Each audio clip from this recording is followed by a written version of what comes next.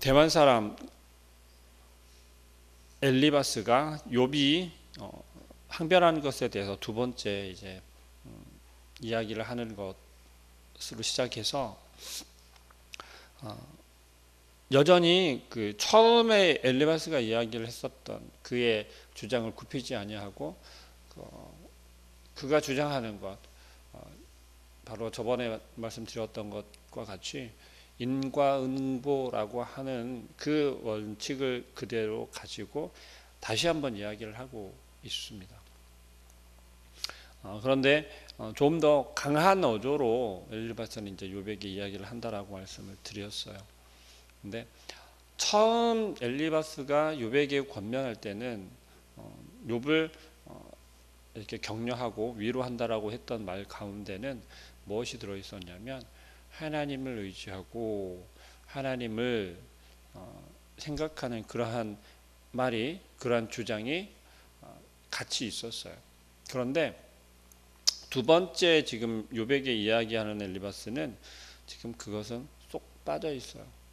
그 이유는 어디에 있냐면 이 세 친구의 첫 번째 권면하고 위로하는 그 말들 중에 그 말들을 통해서 욥이 어떤 모습을 보이고 있냐면, 그렇다면 너희들이 이야기한 바를 종합해 보면 결국 원인은 하나님께 있는 거구나. 하나님께서 나에게 이 고난을 허락하셨고 하나님이 내버려 두시고 나의 기도에 응답하지 않으니 그러면 하나님이 잘못하신 거구나, 하나님이 나에게 잘못하고 계신 거구나 라고 하면서 욥이 하나님께 그 화살을 돌리고 하나님을 원망하는 모습을 보였거든요.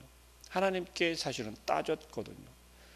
그 모습을 엘리바스는 바라보면 이제 두 번째 이야기를 하면서는 그것을 완전히 빼버리고 인과응보를 조금 더 강하게 이야기하고 있는 모습이에요. 그리고 특별히 오늘 함께 읽은 본문 말씀에서는 욥을 이제 죄인 취급하고 있다라는 거죠. 함께 읽으시면서 느끼셨겠지만 내가 내게 보이리니 내게서 들으라, 내가 본 것을 설명하리라. 이것은 엘리바스가 처음 이야기할 때와 마찬가지로 다시 한번 반복하는데 더 강조하는 이야기예요. 내가 어려서부터 어른들이 전통으로 계속 내려져 오는 교육을 받았고 그것을 내가 잘 가르침을 받은 대로 실천하고 그것을 지키며 살았을 때 어떤 결과가 나오고 그러한 경험적인 것도 이제 가미를 해서 이야기를 하고 있는 거예요. 그것이 뭐냐면 이런 곧 지혜로운 자들이 전하여 준 것이니 라면서 이야기를 한다는 거죠. 지혜로운 자들이 전해준 것이다라고 이야기를 하는 것이 바로 조상들로부터 전해 내려오는 전통과 율례와 그러한 것들을 잘 지켜야 한다고 이야기를 하는 거예요. 그리고 강조하고 있다라는 거죠. 내가 배워서, 내가 습득해서, 내가 연구해서 알게 된 것이 아니라 이미 이전부터 이어져 내려오는 전통이다라는 거예요. 이때 문화적으로 전통을 지키지 않는 것은 미련한 거였어요. 그것이 곧 지혜였어요. 지금 현재도 유대인들이 지키고 있었던 그 전통 중에 하나가 뭐예요? 할례 받는 것이고, 그리고 그 경전을 달달달 외우는 것이고, 그것을 지켜 행하는 것이, 그것이 율법을 지키는 것이 곧 그들이 기다리고 있는 그 메시아가 도래하게 되는, 그것을 준비하는 거다라고 여전히 그들은 믿고 있다라는 거죠. 엘리바스는 그러한 것에 철저하게 교육을 받았고 그것이 옳은 것으로, 그것이 세상을 살아가는 지혜로 그렇게 배웠고 알고 있고 그것을 가르치고 있는 사람이 분명한 거였습니다. 19절 말씀 보면 이 땅은 그들에게만 주셨으므로 라고 이야기를 해요. 이게 무슨 얘기입니까? 전해내는 전통을 잘 지키고 이행하는 사람들이 살아갈 수 있게 허락되어졌다라는 거예요. 그러니까 그것을 지키지 않는 사람들은 이것은 저주를 받는 게 당연하다라는 이야기에 속해 있습니다. 포함되어져 있습니다. 그들의 조상에게서 숨기지 아니하였느니라는 거예요. 결국 이 엘리바스가 이야기하는 것은 전통을 지켜야 한다라는 거죠. 지혜는 거기에 있고 그리고 우리가 살아가면서 잘되고 흥하고 망하는 것은 거기에 있다라는 거예요. 그 지혜를, 그 전통을 얼마나 잘 지키느냐에 따라서, 내가 잘 이해하고 있느냐에 따라서, 얼마나 잘 배웠느냐에 따라서 이 땅을 살아가면서 흥할 수도 있고 망할 수도 있다라는 걸 이야기한다는 것입니다.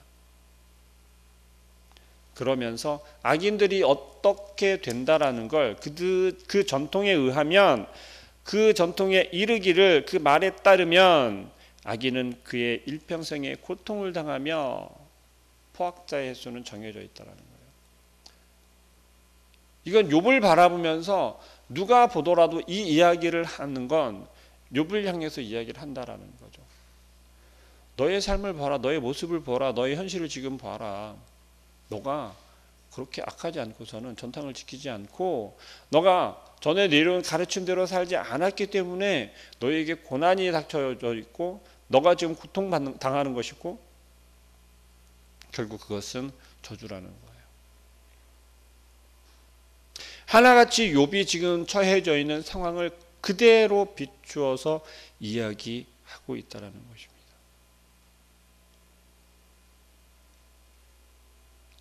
23절 말씀.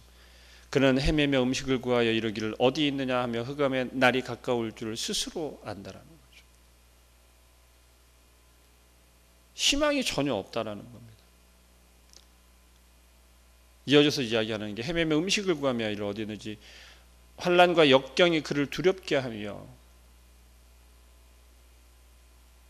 욥이 지금 가장 두렵고 또 힘들어하는 게 무엇입니까? 지금 욥이 처해져 있는 상황 속에서 고통스러운 거요, 가족을 다 잃은 거요.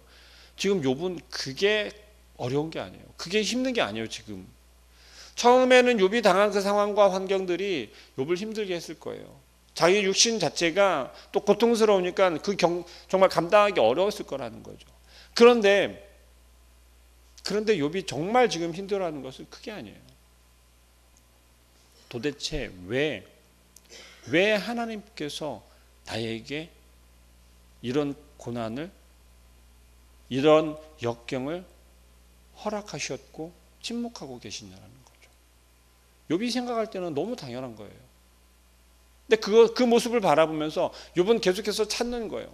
뭘 찾냐면, 이 친구들이 와서 나에게 권면하는 게 나에게 문제가 있는 거 아니냐. 처음에는 그런 뉘앙스가 아니라, 너 분명히 잘못했지만 원인이 다른 데 있을 거야. 한번 잘 생각해 보아였어요. 너 가족들 중에, 너의 자녀들 중에 혹시 너가 모르는 사이에 혹시 실수로 잘못한 게 있는지를 찾아보라는 거였어요. 그러나 욥은 아무리 찾아봐도 내 잘못을 찾을 수가 없다는 거예요. 여러분 그럴 때 있지 않습니까? 내가 하나님 앞에 도대체 무슨 잘못을 했기에 내가 이런 힘든 상황이 나한테 왔을까? 내가 뭔가 실수를 했나? 내 마음이 잘못됐나? 여러분들 돌이키면서 하나님 앞에서 끊임없이 우리를 되돌아볼 때 있지 않습니까? 원인을 찾고 나에게 찾는 거예요. 내가 정말 잘못한 게 있는지. 계속해서 강단에서 말하는 것은 정말 진정한 회개를 하라고 하는데, 진정 내가 잘못한 것이 무엇이 있는지 찾아보라고 하는데, 아무리 찾고 찾아보았는데도 없단 말입니다. 그럴 때 있지 않아요? 근데 욥은 그 상황이 너무도 힘든 상황이었던 거죠. 다른 사람들이 칭할 때 그렇게 비추어졌고 또 그렇게 인식이 되어졌고, 본인 스스로도 하나님 앞에서 떳떳할 수 있던 사람이었어요. 물론 우리는 모든 죄인이기 때문에 하나님 앞에서 정말 이 세 친구들이 이야기한 것처럼 거룩하거나 경건하거나 경외로움을 당할 수 있는 사람이 하나도 없다라는 건 사실입니다. 그러나 어떻게 해서든지 하나님 앞에서 경건하기를 원했고 경건하려고 노력했던 욥이었어요. 여러분도 스스로 그렇게 살아가고 있지 않습니까? 그런데 그 친구들은, 이욥의 친구들은, 여러분의 옆에 있는 동역자들은, 함께 신앙생활을 하는 그분들은 지금 여러분들을 향해서 이렇게 이야기한다는 거예요. 절대 원인 없이 너에게 고난이 오지 않는다라는 거죠. 절대 그 잘못을 하나님께 돌리지 말라는 거예요. 틀릴 만 같지는 않아요.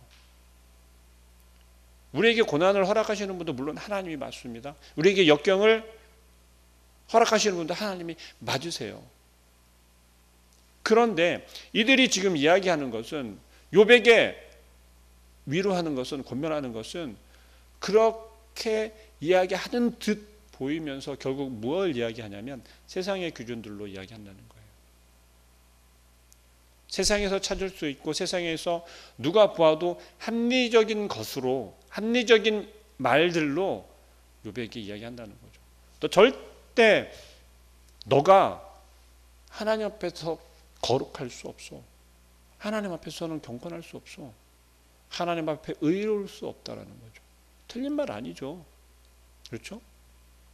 그런데 그러면 경건할 수 있고 의로울 수 있고 거룩할 수 있는 방법이, 그렇게 할 수 있는 것이 어디에 있냐라는 거예요. 여러분 잘 알고 있는 것처럼 어디에 있습니까? 하나님을 통해서, 하나님으로 인해서 우리가 의롭게 되고 거룩할 수 있고 경건할 수 있다라는 거예요. 그러나 이들은 그렇게 이야기하는 게 아니에요. 하나님 앞에서 범죄했어. 하나님 앞에서 우리는 죄인일 수밖에 없어. 그러면 어떻게 의로울 수 있고 거룩하고 경건할 수 있냐? 그것이 지금 엘리바스는 전통을 잘 지켜야 된다라고 이야기하는 거예요. 세상의 지혜를 우리가 잘 알고 있어야, 그 가르침대로 행해야 된다라고 이야기를 한단 말입니다. 왜 내가 하는 말을 이해하지 못하냐고 하면서 엘리바스는 욥에게 언성을 높이면서 이제 화를 내고 있는 그런 모습이에요. 내가 말하지 않았냐? 죄인들은, 지혜롭지 않고 미련한 자들은 어떻게 되냐면 하면서 이야기를 하는 거예요. 그 전통을 지키지 않는 자들은 고난을 당하는 게 당연하다라는 거예요. 그러면서 욥이 당한 그 모습을 그대로 비추어서 이야기를 하고 있다라는 것입니다. 27절 말씀에 그의 얼굴에는 살이 찌고 허리에 기름이 엉기었고 그는 황폐한 성읍 사람이 살지 아니하는 집 돌무더기가 될 곳에 거주하였습니다. 지금 욥의 모습을 비추어서 이야기하는 거예요. 오갈 데가 없는 욥을 지금 이야기를 하는 거란 말이죠. 그는 부유하지 못하고, 29절, 그는 부유하지 못하고 재산이 보존되지 못하고 그의 소유가 땅에서 증식되지 못할 것이라. 욥의 모든 재산들이 다 빼앗김을 당했잖아요. 집이 허물어지고 다 불타져 버리고,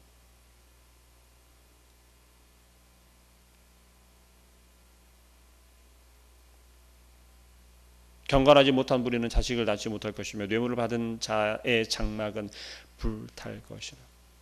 결정적으로 지금 욥을 어디까지 이야기를 하고 있냐면 뇌물까지 받는 악한 자로 이야기를 하고 있다는 거예요.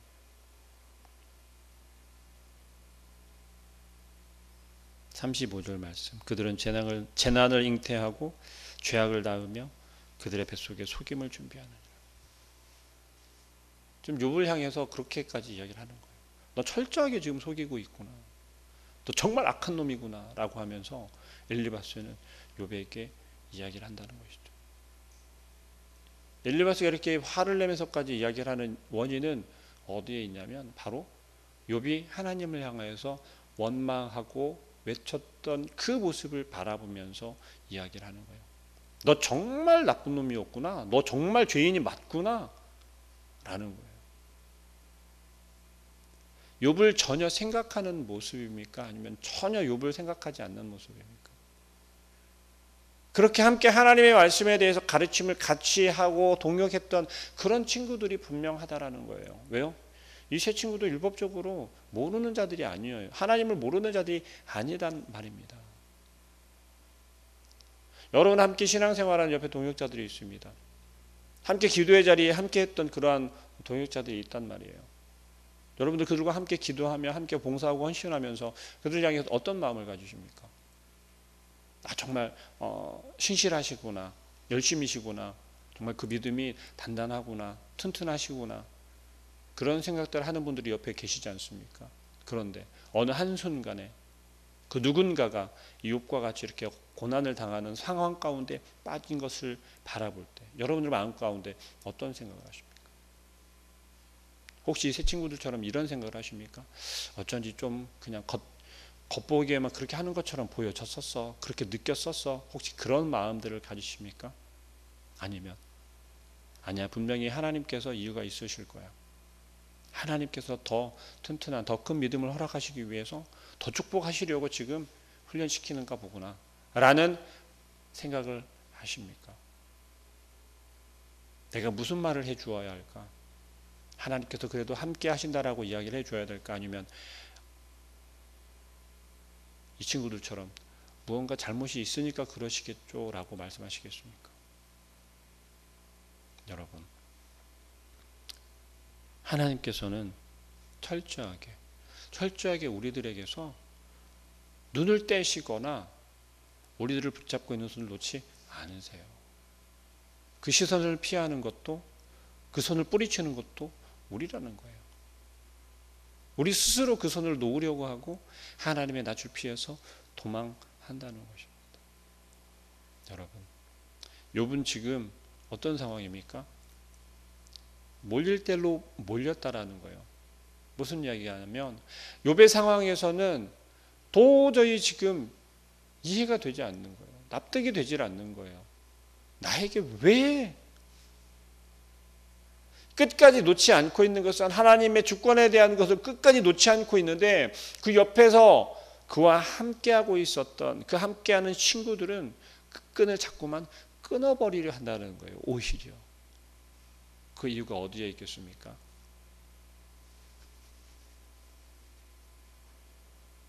내가 잘났다라고 하는 그러한 교만한 마음에서 나온다는 거예요.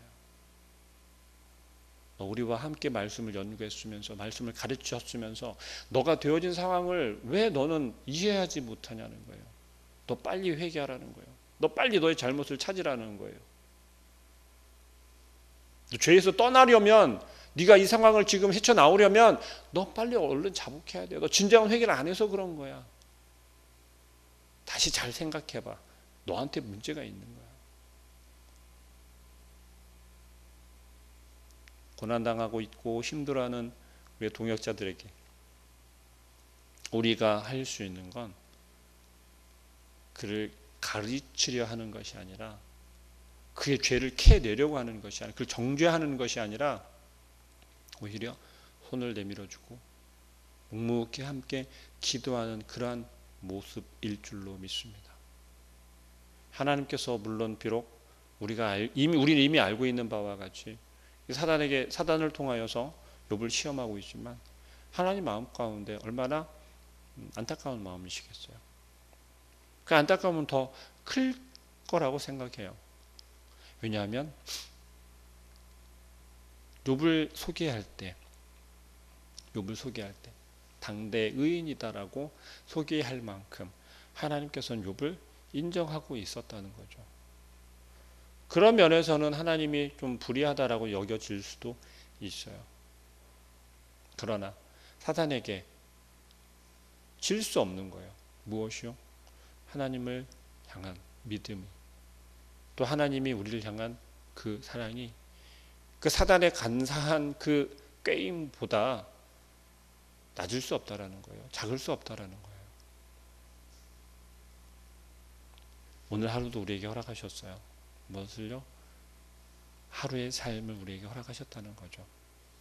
하나님은 그만큼 우리를 사랑하시기 때문에 우리에게 매일매일 새로운 시간과 삶을 허락하시는 줄을 믿으시길 바랍니다. 때론 힘들 수도 있고 고난의 길이 될 수도 있습니다. 그러나 우리 주위에서 내 옆에서 나에게 힘이 되어줄 줄로 알았던 그 누군가가 오히려 나를 정죄하고 있고 나의 상처를 막 휘집어 파고 있다 할지라도 그 모습을 통해 오히려 그를 향해서 기도할 수 있는 우리 모든 성도님들 되시길 소망합니다. 나는 여전히 하나님께서 함께하고 계시는구나. 하나님이 나를 더 붙잡아 주시려 하시는구나. 또 나와 함께하기를 원하시기에 나에게 더 모질게 하고 계시구나 라며 오히려 하나님께 감사함으로 우리가 담대히 나아갈 수 있는 우리 모든 성도님들 되시길 소망합니다. 기도하겠습니다. 사랑하는 하나님, 하나님께서 욥을 향하여서 보여주신 그 사랑은 정말 세상의 그 어느 것과도 비교할 수 없는 큰 사랑인 줄을 우리가 깨달았기를 소망합니다. 혹 우리가 어리석어서 우리가 지금까지 신앙생활하였던 그 모습과 그 경험들을 통하여 힘들어하고 지쳐있는 그들을 향하여서 혹 정죄하고 있지는 않습니까? 오히려 그들의 마음을 더 아프게 하고 있지는 않습니까? 우리 스스로를 먼저 바라볼 수 있게 하여 주시고 하나님께서는 우리를 그저 내버려 두는 것이 아니라 우리를 방치하는 것이 아니라 더욱더 우리에게 시선을 고정하고 계시며 우리를 붙잡으시려 노력하고 안타까워하시는 하나님 우리가 기억할 수 있도록 우리 주님께서 우리의 마음 가운데 말씀하여 주시며 우리가 변질되지 아니하도록 우리가 정말 세상의 그러한 방법들을 쫓아가지 아니하도록 세상의 지혜가 우리에게 먼저 필요하다라는 어리석은 생각을 하지 아니하도록 도와주시고 오직 하나님의 말씀 가운데 그 지혜를 찾게 하시고 이 세상의 그 어떤 것보다 지혜로운 하나님의 그 말씀을 우리가 귀담아 들을 수 있는 언제나 주의 백성들 또한 오늘 하루의 삶이 되어질 수 있도록 도와주옵소서. 예수 그리스도의 이름으로 기도합니다. 아멘. 하늘에 계신 우리 아버지여, 이름이 거룩히 여김을 받으시오며 나라의 마옵시며 뜻이 하늘에서 이룬 것 같이 땅에서도 이루어지이다. 오늘날 우리에게 일용할 양식을 주옵시고 우리가 우리에게 죄 지은 자를 사하여 준 것 같이 우리 죄를 사하여 주옵시고 우리를 시험에 들게 하지 마옵시고 다만 악에서 구하옵소서. 대개 나라와 권세와 영광이 아버지께 영원히 있사옵나이다. 아멘. 우리 가지고 나온 기도 제목 가지고 자유롭게 기도하시다가 돌아가시겠습니다.